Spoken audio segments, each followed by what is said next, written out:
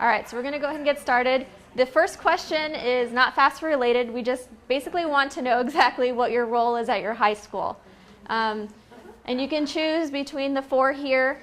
So whatever best suits your role there, whether it's counselor, high school administration, college and career specialist, or district admin. And there's no prize for this one, so we're just trying to get a feel here. Yeah, too easy.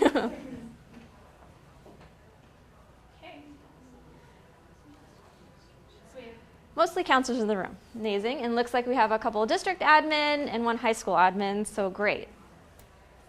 So now the fun part begins. So Christina, looks like you answered the fastest, whoever Christina is. So basically that's how the next session works, whoever gets it the fastest. So what % of jobs in Arizona will require, and the question's at the top, you didn't lose it, will require education beyond high school by year 2020? 68%, 43%, 75%, or 50%?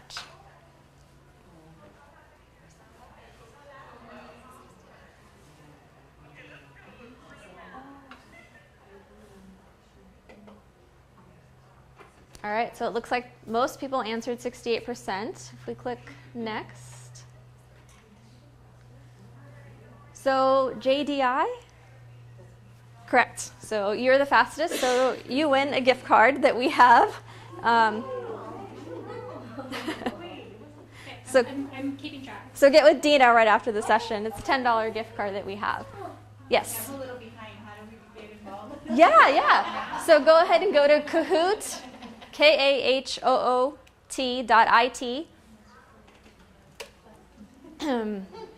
I'm not sure if it'll let you start now since the game's already started because it has a game code, but you can try it out. If anybody has the game code handy still. All right, so the answer is 68% there. So that all ties into FAFSA completion. Basically, a student should complete a FAFSA if they are going to go on a post-secondary to help them pay for their education. So again, goes in towards that FAFSA challenge completion initiative, which we're going to talk about. So next question, what is the national average for FAFSA completion? 58%, 28%, 75%, or 60%? Again, this is national average, and the question's at the top there.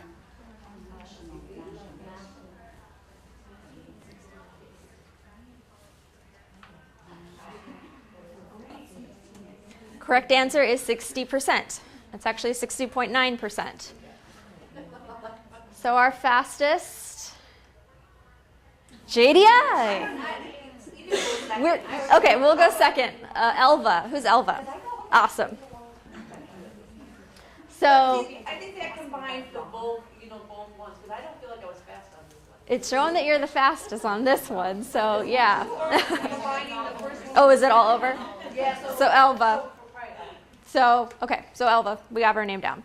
Okay, so last question that we have is, last year, where did Arizona rank in FAFSA completion in the nation? 35th, 10th, 49th, or 28th? Again, this is national ranking.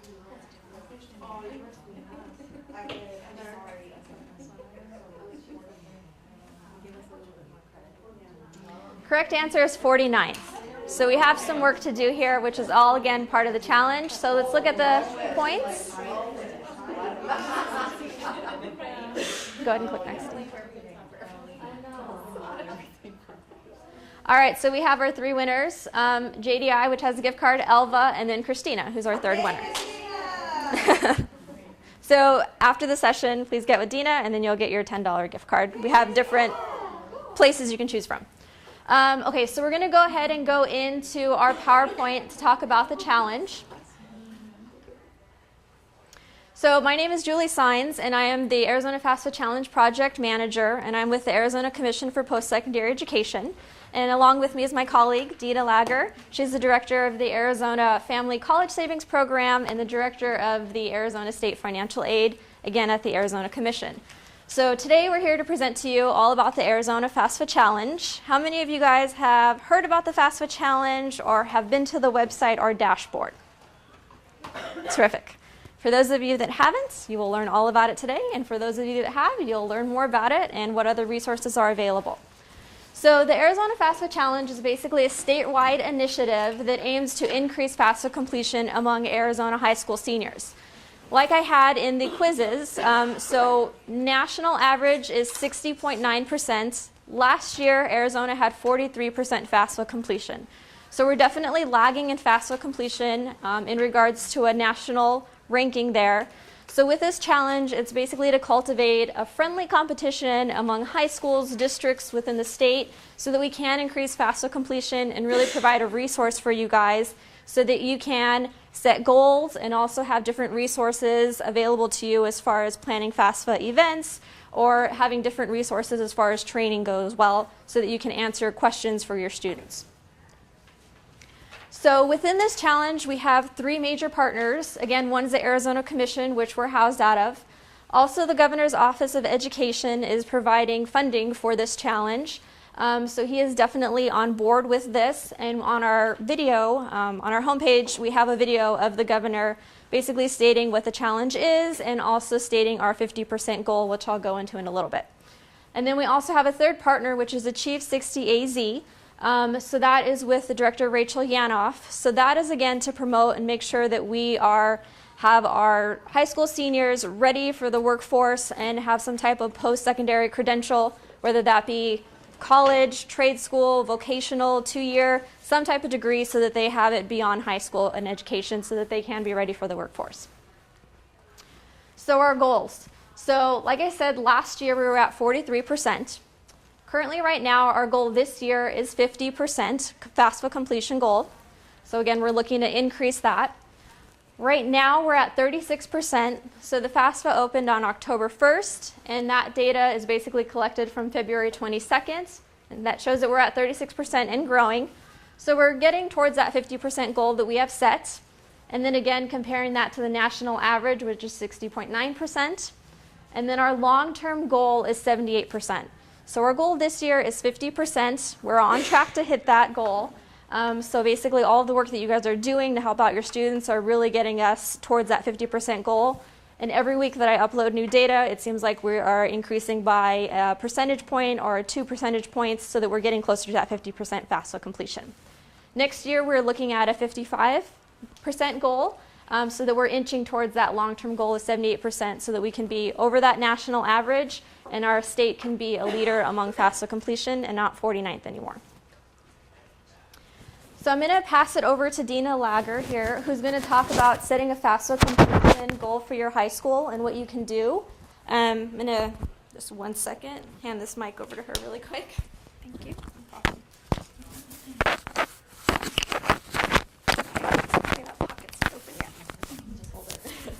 Okay, we'll do this.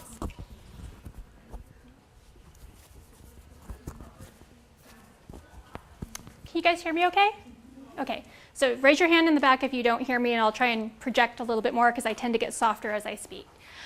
So I wanted to talk to you guys today about setting a FAFSA completion goal for each of your high schools or your district if you're here from the district office or as a high school administrator. These are things that you want to think about and set as a team for your, so actually I apologize, I'm starting at the end, working with a broad team at your school to set and support your goal.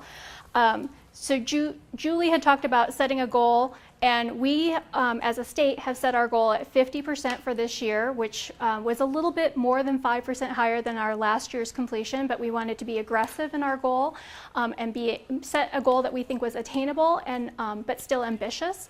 And then we also wanted to make sure that it was something that statewide we could achieve with all of our schools, because we know that all of our schools have different student constituents, different student types who make up their classrooms.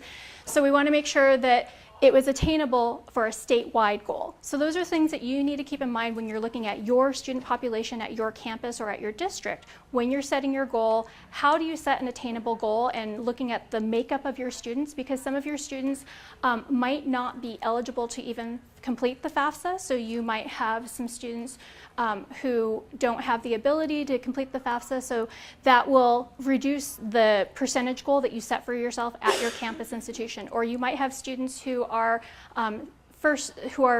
going to become second-year seniors. So they're not necessarily going to graduate this year. It's going to take them one more year. So when you're thinking about setting your goal, keep that in mind. You also might have some students who have, and I apologize because I know there's a better word for the disabilities. What's the current word? Is that the current word? Okay. So you might have students who have disabilities who might not also be able to complete the FAFSA because maybe that's not part of their plan after high school, or they might have some extra time that they're going to be spending in high school to finish out their program. So just keep that in mind as you're figuring out your total number of seniors and what percentage of your seniors you're going to be setting for yourself for your goal of FAFSA completions. Okay. Another key point in setting your FAFSA completion goal, you could set just a 5% higher than last year's. That's a nice, easy, round, obtainable goal. A lot of high schools have looked into looking at where their students have filled out on their ECAP. What is it that they want to do beyond high school? If you have 89% of your students who say that they have a plan that they want to do something beyond high school, your goal should be 89% of your students that you have them filling out a FAFSA, because 89% of those students are going to need to pay for whatever that goal is. If it's a certificate program, if it's a vocational program, granted, the students who are going in the military might not necessarily need to fill out a FAFSA, but we've talked to several high school students who say they want a plan B. They want to have a backup plan just in case the military isn't what they optimally decide to do at the end. So if those students want to also fill out the FAFSA, include them in your calculations. And you guys have access to this information from your juniors when you're working with them to transition from junior to senior, so that helps you to set your goal for your senior class. Can I ask a question about that? Sure. One thing that we've got, like this year we have kind of a high percentage of special needs students who won't be attending post-secondary. But there's no way to take those out of your numbers, or is there? Out of counting for your senior class? Yeah. So they're part of your senior counts that you report up to the Arizona Department of Education, is that correct? Yeah. Okay, so those are the numbers that we're using for your senior class counts. So you won't be able to take them out of your total numbers, but when you're figuring out what your percentage target is for you, calculate that in, so that if you know that the students with special needs makes up 5% of your student population, you know that your max amount would be 95%. Yeah, and some of the special needs students will still go, but I'm talking about like the more severe cases. Right. So for right now, so that we can have the most broad sense of a calculation for the entire state, we use the Arizona Department of Education's number of senior enrollment as of the October 1 enrollment that you guys are reporting up to the Arizona Department of Education.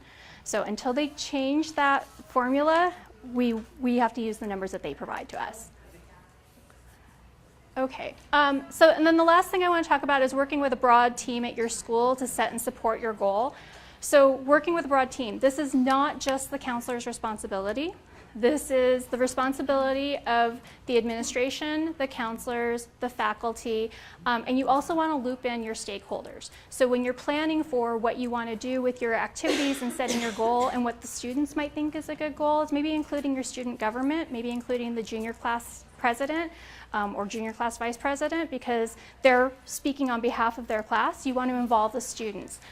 The student government, and maybe some of the coaches or people who have influence with the students, with the broad student population, because they're going to be your champions and your cheerleaders for helping you as a school to achieve your goal. And they might also be able to help you with the incentivization of the students to make sure that the students achieve the school's goal as well.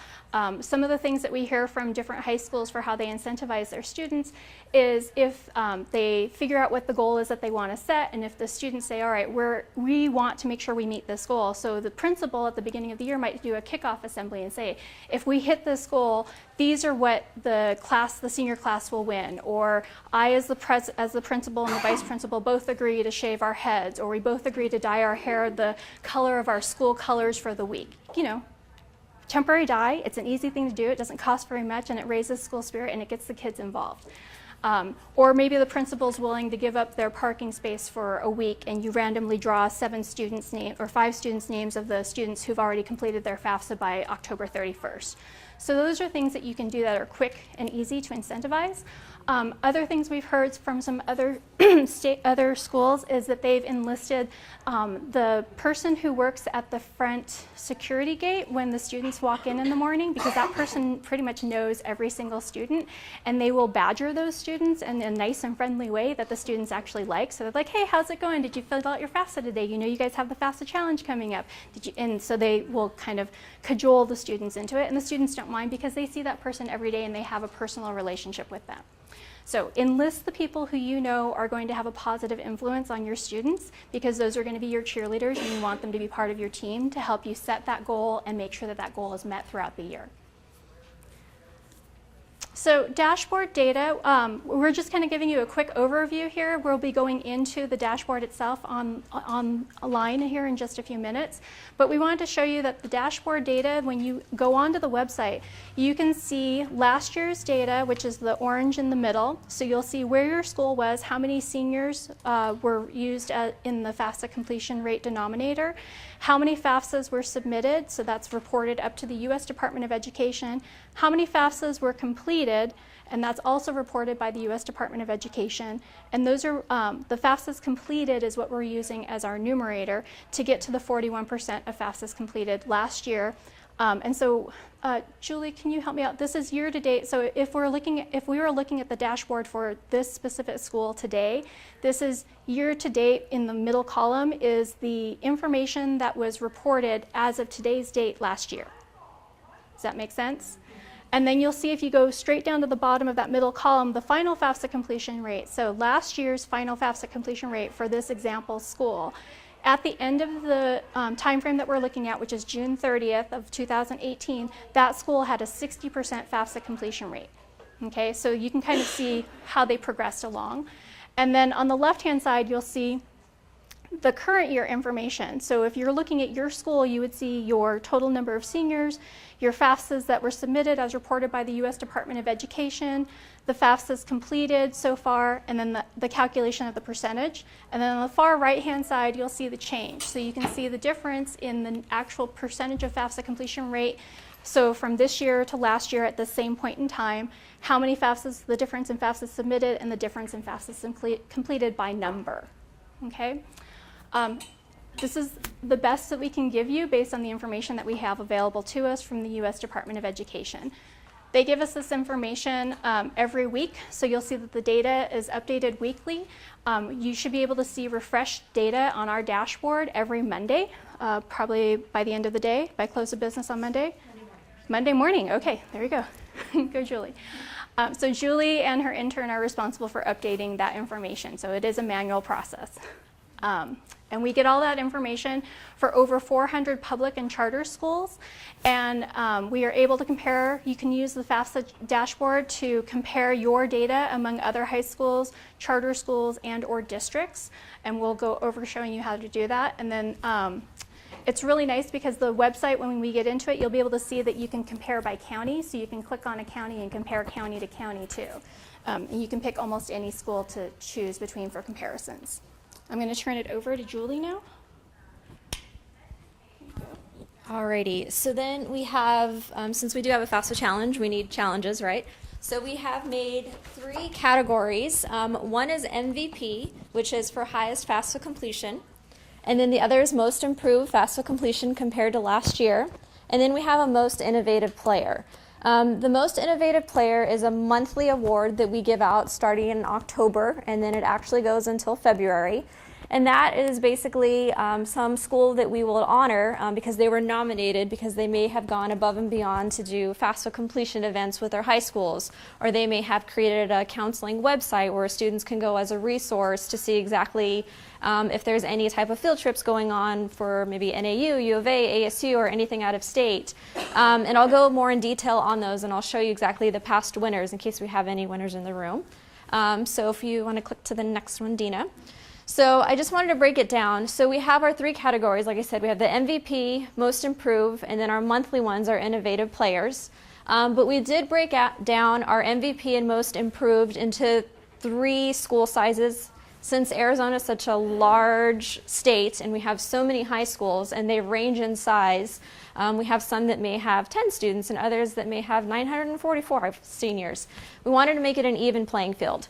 So we basically categorize them into 3 sections. One is considered a small school. So a school that has an enrollment of 1 senior to 100 seniors would be considered small. And then we have medium school, which would be 101 to 399 seniors. And then a large school would be considered 400 and above. So depending on where your senior class is, you may fall in between one of these 3 categories here.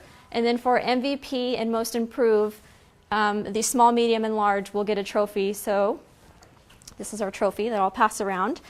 So each of the schools will get a trophy. As you can see, the engraving, we don't know who the winner is yet. So once we have a winner, their name will be engraved. It'll either be for most improved or it'll be for the MVP, meaning highest FAFSA completion rate.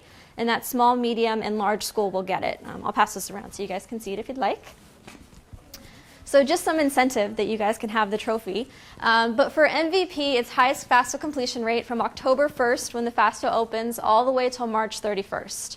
The reason we ended it on March 31st is because it takes a while for us to get all this federal data in so that we can tally it. So that'll most likely be tallied by mid-April, and then we wanted to give enough time to recognize the high school before the school year ends. So we wanted to be able to give this award out at the beginning of May so that you guys can have some bragging rights, and then we can debut your high school before you go out for summer. Yes, so then we also have an additional, it's going to be a laptop that will be awarded to a senior choice for the winning school who's completed a FAFSA, and this laptop can be taken with them for their post-secondary education. It's fully loaded, they have everything on it, Microsoft Word, PowerPoint, so they should all be good to go, and that would just be one less expense for the student. So again, small, medium, and large schools will get a trophy personalized for their school, and then also a laptop to give out to their top senior.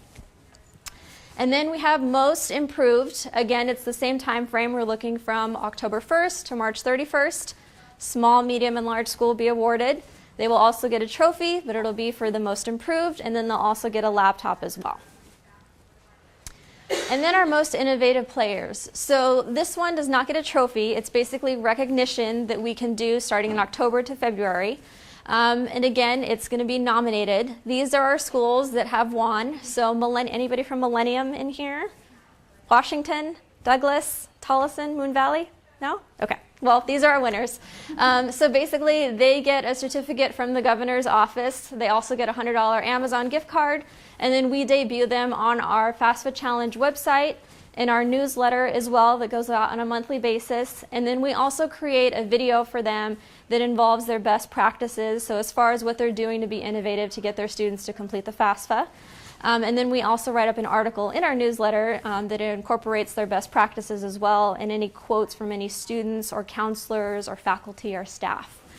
So that way you can go to those newsletters that are archived, which we'll show you on our website, and you can go back and see what these high schools are doing so that you can adapt those practices or kind of tweak them to work for your school. Yep. How do they get nominated? So schools get nominated through our website. So once we go to the website, I will show you where you can nominate a school.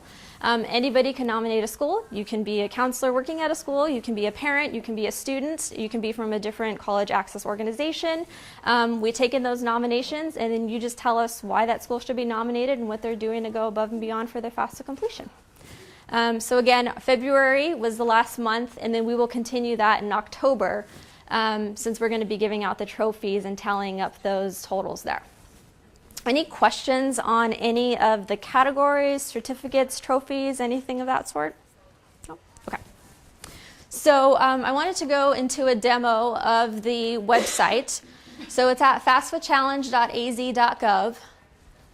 And this website does contain the dashboard. It also contains our archived newsletters. We also have trainings on there as well.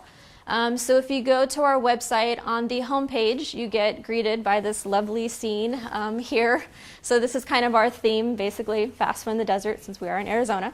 And then you can subscribe to our newsletter as well. So if you want to put your name and email, the newsletter goes out on a monthly basis. We started in October. It'll continue to go through the summer. So if you want to stay up to date with all things FAFSA around the state, I definitely highly encourage you to subscribe.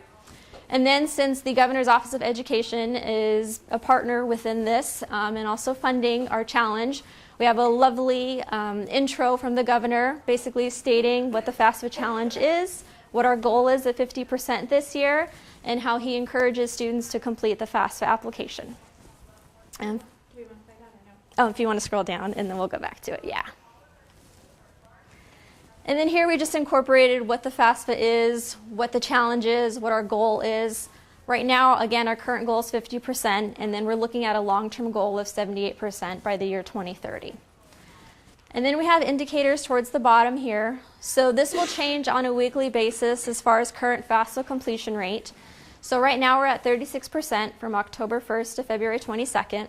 Again, we always compare that to the national average, which is 60%, and then we always compare that to where we were last year, which was 43%. Towards the bottom, we have a call to action. So since this website's open to the public, we wanted to create a call to action. So anyone from high schools or districts, they know exactly what they can do to help promote the FAFSA challenge, what students can do to help promote and support the FAFSA challenge, and then what community members can do to help and support it. Community members, the big ones, volunteering for FAFSA events. Through the Arizona Commission for Postsecondary Education, we do have a sign-up area. So if you do participate in a college Go FAFSA, any of you guys here? We do have a sign-up. So that's where the community can go ahead and volunteer for your events and then basically participate in that as a community member. And then they can also support the goal just by collaborating with schools and promoting the importance to their family members who may be within that age. And then if we scroll back up, we created a page specifically for the dashboard. So if you scroll all the way up and click on dashboard, this is where you'll be able to find the data that Deena was reviewing. Again, this is updated every Monday, so it'll have updated FAFSA data, so you can check it every Monday there. We have a map on the left-hand side of the state of Arizona, and it's broken out into the 15 counties. If you hover over the county, it'll tell you the current FAFSA completion rate for the county. So it calculates all of that information there. And then if you want to find your school or look for any other school, on the left-hand column where it says school district or charter, it basically lists all of the school districts and charters on the dashboard, and then it calculates their completion rate there. If you click on, say, Yuma High School, Yuma Union High School District, it'll filter all of the high schools within that district, and it'll calculate all their percentage rates on the right-hand side. And then if you click on the individual high school, it'll basically give you the information for this individual high school. And this is the page that Deena was telling you about here. It's loading up. We have to refresh it, Deena. But it'll basically tell you the FAFSAs that are completed. It'll tell you the FAFSAs that have been submitted, your final FAFSA completion number as of last year. So if you are looking to set a goal for this year, it'll have that information on it.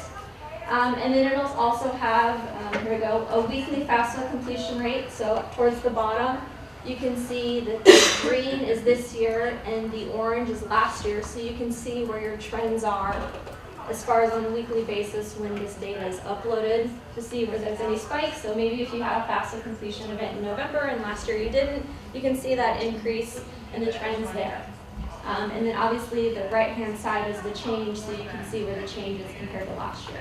So this is Yuma. You can see that last year they had 217 seniors. This year they have 259, but they are up 4%. So they are doing a great job, even though that they have more seniors than last year. And then you can see their submitted FAFSAs and then their completed FAFSAs. Does anybody have any questions in regards to what a submitted FAFSA is or what a completed FAFSA is? So just to go over it, a submitted, yeah, I was going to say. No, well, actually, not like.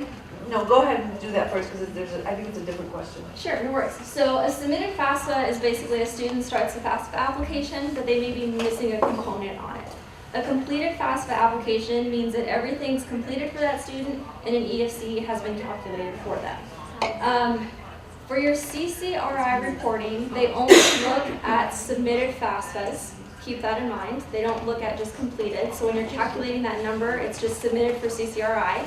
For FAFSA Challenge, we want it to be completed because we want that student to have an award letter at their college that they're going to be going to, so everything's completed and the application is complete with student and parent signatures.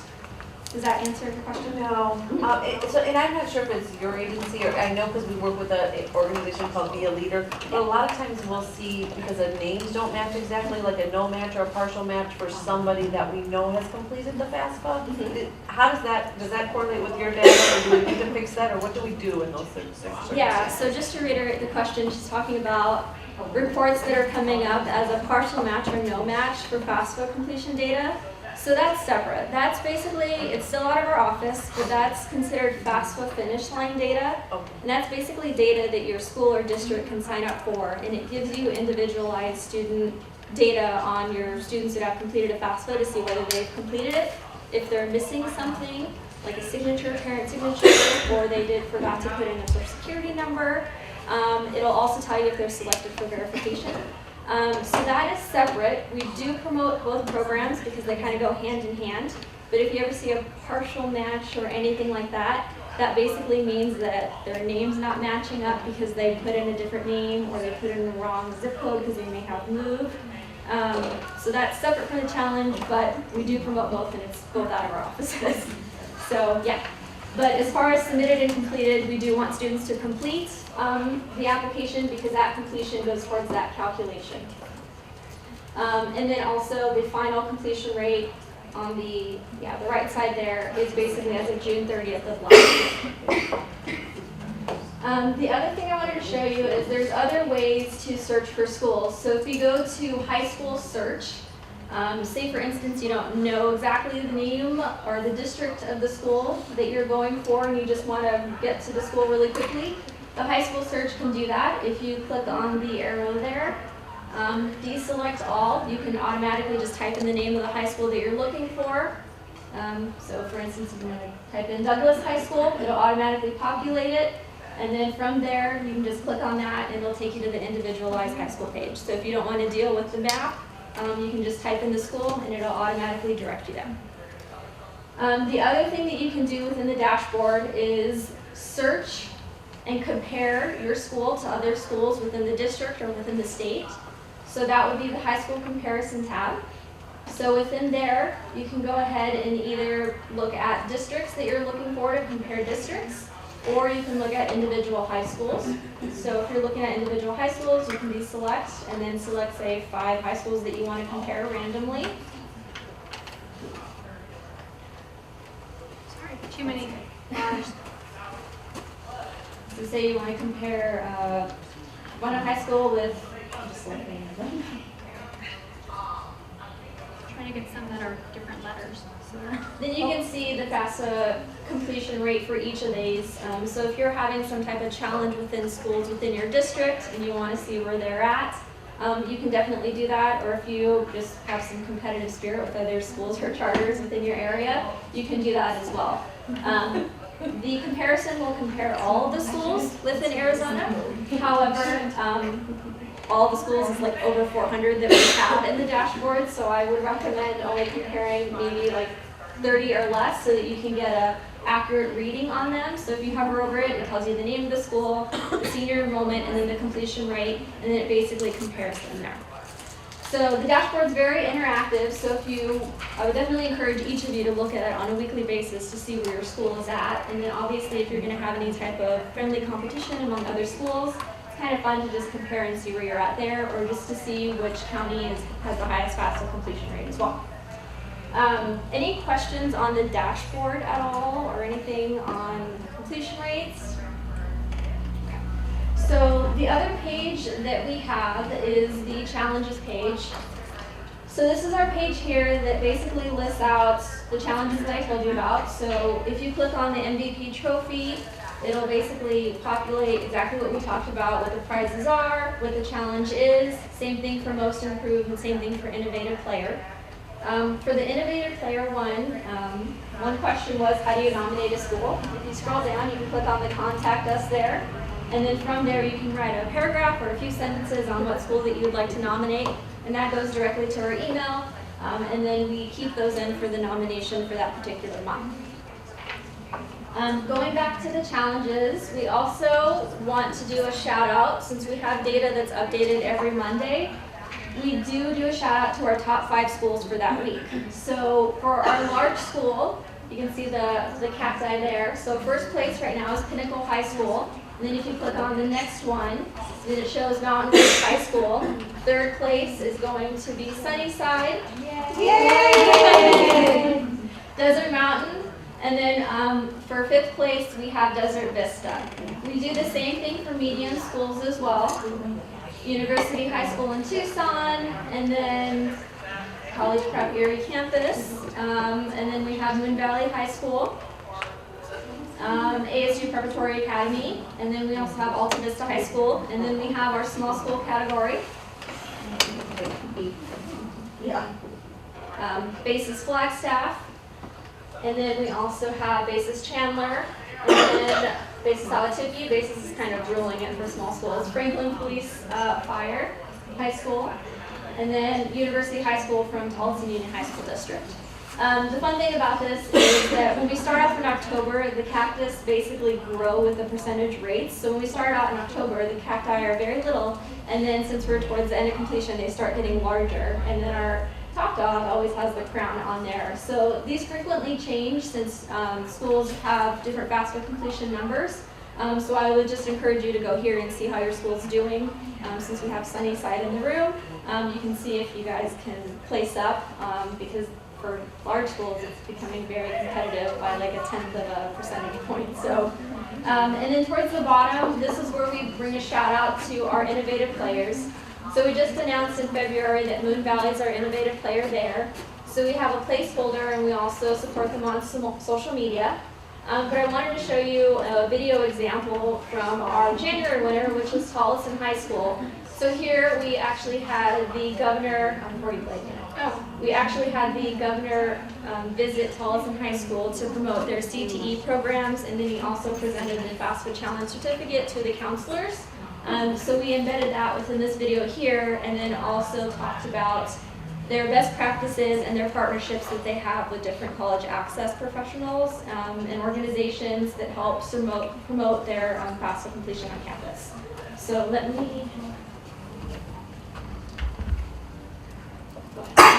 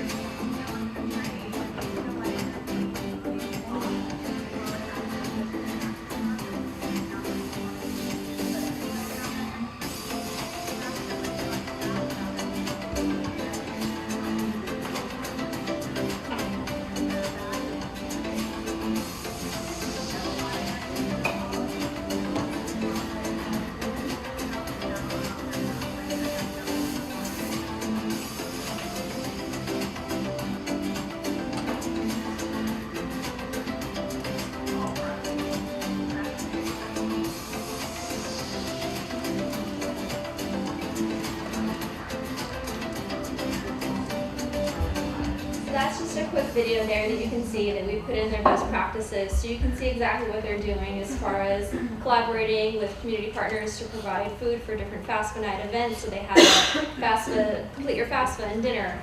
And then they also work with Be a Leader Foundation as well, so that they can have a transition specialist on their campus 1 to 2 days a week to help students complete their FAFSA application.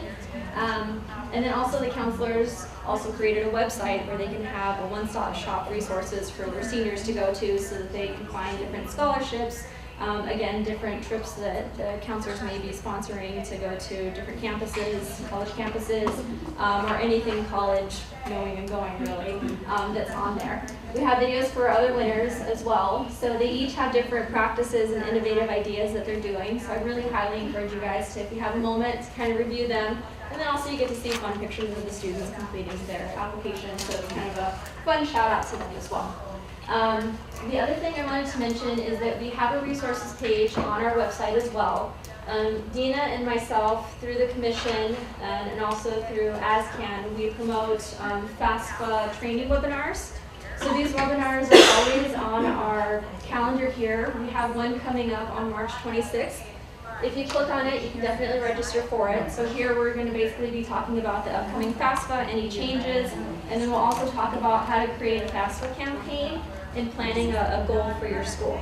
So if you're interested in that or any other training webinars, we have a list going around. So I will pass these around here. So we have a FAFSA 101, a FAFSA 201. We have pre-recorded webinars towards the bottom. So if you ever just want to do a quick FAFSA 101 webinar before the FAFSA as far as FSAID, we have one specifically on the FAFSA challenge. We also have one that's after the FAFSA. So what do students do after they complete it? What about verification, that sort of thing. And then if you click there, it takes you to our spring schedule. Like I said, we're in our last series, which is going to be the last webinar series, which is March 26th. But I'm going to pass these around, so if you are interested in having another one, then definitely feel free to write your name, or if you have any recommendations for any other webinar trainings that you feel would be beneficial, let us know and then we can create that for you.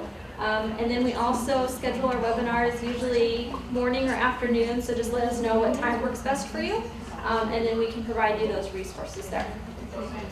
If we go back to the resources page, we also have an archive if you go towards the top about those newsletters that I was speaking about. So if you are just signing up for the newsletter or haven't yet and you want to see what the other ones are about, you can click on any month here. So within the newsletter, I always talk about the FAFSA progress, so you can see where we are within the state. We also highlight the most innovative players. We also include the video, and then we also include any type of FAFSA information that's going on around the state, or any little tidbits or trainings that we have. We also have, this is from our November newsletter. This is something that our office gives out if your school is basically going to do a College Bowl FAFSA event. It's actually pretty large. It'll probably take up a large amount of this window here. But it's something that you can stick to your administration office wall, somewhere in the hallway where students can see it. So basically, if your high school is going to set a goal, which we highly encourage you to do so, it's a goal that all the students can see, and then it's kind of a cute little progress meter as a piggy bank so that you can fill in, so you can see where you are at as far as hitting that goal there. So it's kind of a fun little tool that you can use. And if you are interested in receiving one, feel free to talk to Deena and myself afterwards, and then we can make sure that your school gets one of those. So we have different things in the newsletter, such as these, cute little promos that we have. We also have other FAFSA tips. In regards to the FAFSA finish line data that you're speaking about partial match and all that stuff, we do updates on here as well. So as far as trainings on how to pull that data, if we have any updates to the website, which we have tons of them right now for that, so we've made it a lot easier to pull that data so that you're not having to create your own senior list.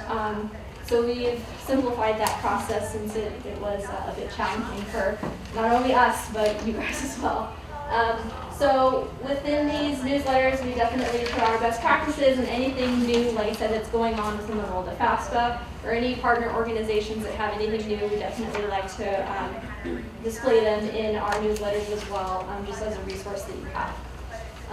And then also we have our forms on the left-hand side, so if you are thinking about signing up for FAFSA finish line data, we have all the agreement forms there. We have FAQs in regards to FAFSA challenge. Like I said, we have our webinars as well. And then we have some helpful sites on the right-hand side. This whole website just debuted September 21st, same thing with the dashboard. So it's definitely a growing website, less than a year old. But it's definitely a resource that we want everyone to utilize, not only the dashboard, but everything else as far as trainings go. So definitely highly encourage everyone to go on there. We also have the portal for AZ grants, and then we also have a link to our AZ 529 plan also, which Deena runs. just as other resources that parents can use for saving for college. So with that, we can go back to the PowerPoint. And also, if you don't follow us already, we do have a social media page, which is @collegegoalaz. So we have all of our programs within the commission, including FAFSA Challenge on there. We also post different cute little quizzes, different social media posts on there as far as our innovative players, where schools are at as far as competition goes, small, medium, and large. And then we do a shout out to the high schools. So if you don't already follow us, I would encourage you to do so. And then right now, I guess we'll open it up for any questions that you have. Any questions? Yeah. You said you get the data from October 1st, like whatever seniors will have. Did you guys update the data or not? So if we lose students or? Yeah, so to make it an even playing field, since students are constantly moving and enrollment's changing so much, we use October 1st data. The Department of Education doesn't have current October 1st data. They only have last year, so that would be your 11th graders last year who are now seniors this year. So we were using that data. However, I had a lot of responses from schools saying this is not accurate, this is completely wrong. So we had sent out an email to all of our schools that are on the dashboard, I would say beginning of November. And we had asked them to provide us their enrollment as of October 1st of this school year. So all the schools that we did receive a response from, I updated the data, and the schools that we didn't receive a response from, we did send out about 4 to 5 email notifications. If we didn't get anything back, then we used a projected amount from the Arizona Department of Education. So if your enrollment is off, feel free to email me, and then we can work on that from the October 1st if you guys didn't. Any other questions? Yeah. You talked about funding from the governor's office. How much was that funding and what did you use it for? So the funding was basically to hire myself. It was also to create a website, to create a dashboard, and to create a marketing campaign for it. It's WIOA funding, and then it's also to maintain the AZ Grants website, which people pull the FAFSA finish line data. So I don't have an exact number of the funding, but I can find out for you and email it to you. But right now it's looking, because it's basically going to end on June 30th of this year, but we're looking to renew it for another year.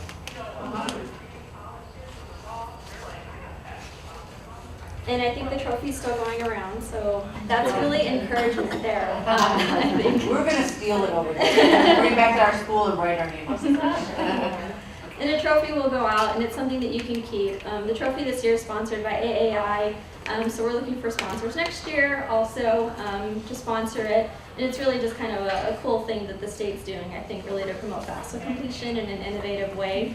And I'm always looking for ways to be innovative, so if you guys have any ideas in regards to making the program better, making the website better, making the dashboard better, we look at it every day. I look at it every day with the numbers. So if there's an easier way that you feel that the numbers can be displayed or portrayed, let me know, and I can definitely make that happen and adjust things on the dashboard to make it easier for you guys. And then also, like I talked about, trainings. If there's any training ideas that you have, Deena and I will be more than willing to create a training for that. So that you can be prepared and ready, so when students ask you questions about FAFSA, you have everything good to go. And our webinar trainings are not just for just the counselors. Correct. Our webinar trainings are for anyone who wants to take part in it.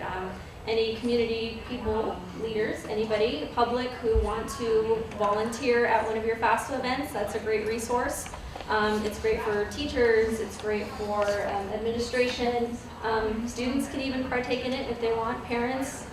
Business community members. So I don't know if you can hear me. I'll come stand close to you so you can put this on the recording. So in I think it's El Paso or San Antonio in Texas, their Chamber of Commerce does a really good job of recruiting members of the Chamber of Commerce and local businesses to be the volunteers to come and help out at the FAFSA workshops. So if you are well connected with your local Chamber of Commerce or your local businesses, those members, whenever I tell people that we're recruiting volunteers for FAFSA completion, I tell them you don't have to be an expert in FAFSA completion, you have to be an expert in knowing how to fill out a form online. So if you can fill out a form online and you're an adult who has a good demeanor with children, with young students, you just need to be able to fill out a form online, and we can give you the basics that you need to know about how to fill out a FAFSA through our FAFSA webinars. FAFSA 101, I would say FAFSA 102 is definitely more for the counselors when the counselors get more follow-up questions from the students.